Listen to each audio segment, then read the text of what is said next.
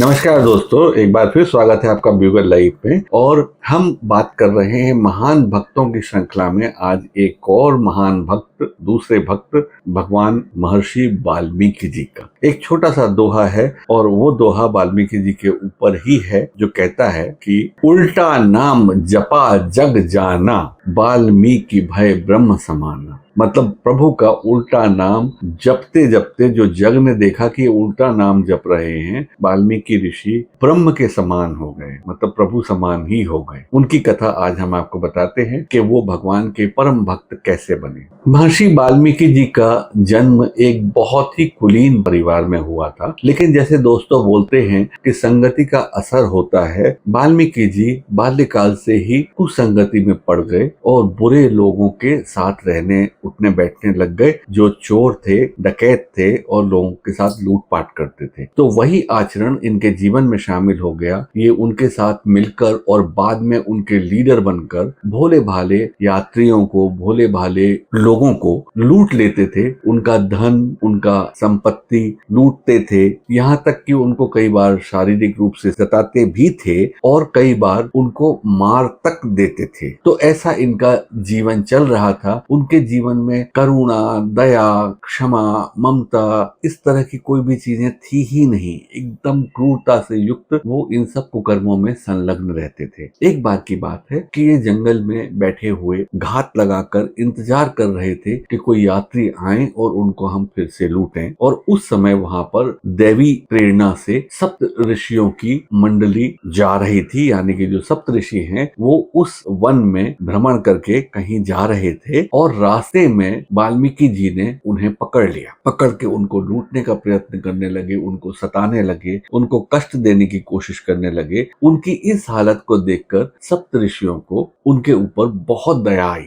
उन्होंने समझाया कि इस मनुष्य जन्म को पाकर भी तू ऐसे पाप कर्मों में क्यों संलग्न है? तू लोगों को सताता है, मारता है, उनको तकलीफें देता है, उनका धन लूट लेता है। ऐसे पाप कर्म करके तुझे मिलता क्या है? तो वाल्मीकि जी ने बड़े गर्व से बोला कि ये सब कर्म मैं अपने परिवार के पालन पोषण और भरण पोषण के लिए करता हूँ और उनको सुख पूर्वक रखता हूँ। तब सप्तऋषियों ने समझाया कि रे मूर्ख, कम से कम अपने परिवार के उन सब सदस्यों से पूछ तो सही कि वो तेरे इन बुरे कृत्यों का, बुरे कर्मों का फल भोगने में तेरे भागीदार हैं या नहीं। तो वाल्मीकि जी ने गुस्से में बोला, थोड़ा चिढ़कर बोला, रुष्ट होकर बोला कि ऐसे कैसे? मैं उन्हीं के लिए तो सब कुछ कर रहा हूँ, तो ऐसे कैसे हो सकता है कि वो मेरे इन कर्मों में भागीदार ना हो? तब सप्तऋषियों ने बोला कि एक काम करिए, आप जाकर अपने परिवार में पूछ कर आइए, तब तक हम यहाँ पर रुके रहेंगे, हम जाएंगे नहीं। लेकिन वाल्मीकि जी को भरोसा नहीं हुआ, तो उन्होंने सातों सप्तऋषियों को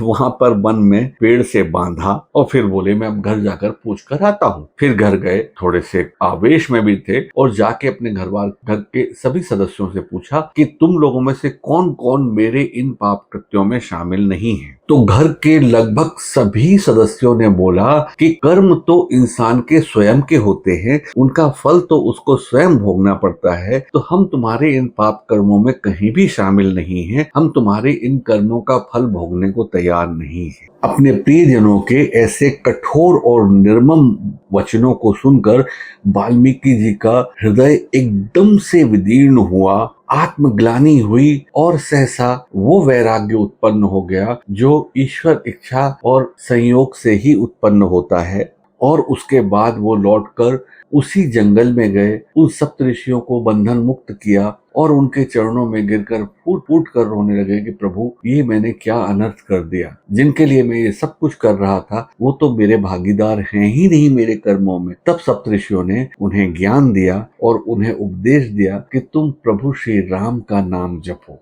प्रभु श्री राम का मार्ग ही भव सागर के पार लगाता है। लेकिन वाल्मीकि जी की प्रवृत्ति कुछ इतनी हिंसक हो गई थी कि उन्हें राम नाम लेते ही नहीं बन रहा था। वो लगभग मृत्यु के पर्याय मरा नाम को बोलते बोलते ज्यादा सहज महसूस कर रहे थे। तो सप्तऋषियों ने कहा, उल्टा सीधा कैसा भी जपो प्रभु का नाम, तुम मरा मरा ही जपो। तो वाल्मीकि जी निरंतर मरा मरा मरा मरा मरा जपने लग गए और ऐसा करते करते उन्होंने प्रभु की कृपा दृष्टि और दया दृष्टि और उनकी भक्ति प्राप्त कर ली। संसार के सारे मोह जाल से मुक्त होकर वाल्मीकि जी ने अपना सारा हिंसात्मक आचरण छोड़ दिया और दया धर्म का पालन करते हुए उन्होंने वन में एक नदी के किनारे बहुत सुंदर रमणीक आश्रम बनाया और वहां रहकर निरंतर प्रभु की भक्ति और साधना करने लगे। यहाँ पर एक दिन अनायास ऐसा हुआ कि 2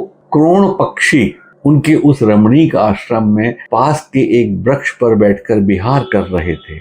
वाल्मीकि जी ने उनको देखा, उनके विहार को देखा। वो आनंद की सीमा में जा रहे थे कि सहसा एक व्याघ या शिकारी आया और उसने एक बाण चला के उन क्रोण पक्षी जोड़े के एक पक्षी को मार गिराया। यह दृश्य देखते ही सहसा वाल्मीकि जी के मन में एक बहुत बड़ी करुणा पैदा हो गई और उनके मुंह से संस्कृत के वाक्य निकल गए और वो वाक्य थे, माँ निषाद प्रतिष्ठाम त्वं गमः शाश्वतीः समा यत् क्रौंच मिथुनादेकं बधीः काम मोहितम। यह श्लोक आदि काव्य रामायण जी की रचना का मूल श्लोक बना क्योंकि संस्कृत भाषा का प्रादुर्भाव काव्य के रूप में वाल्मीकि जी के मन में इस घटना को देखकर ही हुआ और उसके बाद सभी जानते हैं कि वाल्मीकि जी ने भगवान राम के चरित्र के ऊपर और उनके जीवन के ऊपर एक पूरी की पूरी दिव्य ग्रंथ रामायण लिख दी। यहाँ तक कि जब निष्कलंक